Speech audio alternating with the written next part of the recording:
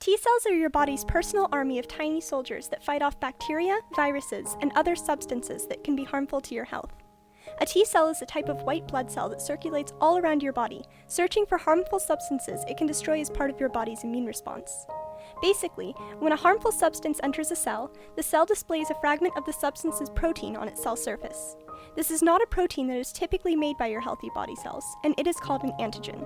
T cells go around searching for these antigens. When they find them, they initiate an immune response that can rid your body of the harmful substance. How do they identify antigens? Well, T cells contain antigen receptors, which are super-specific protein receptors located in the cell membrane.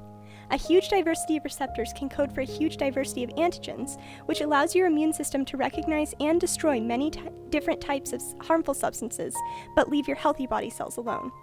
Though most T cells only live for a few weeks or months, the immune system can also remember antigens.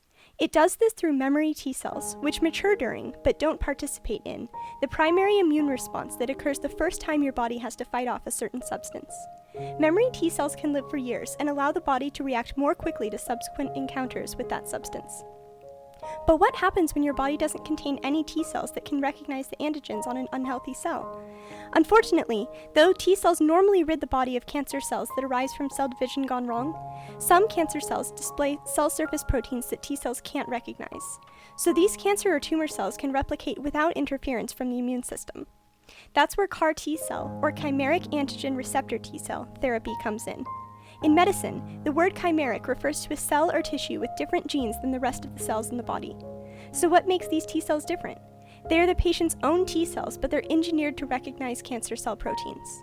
First, researchers use DNA to build a receptor that recognizes the cancer cell protein.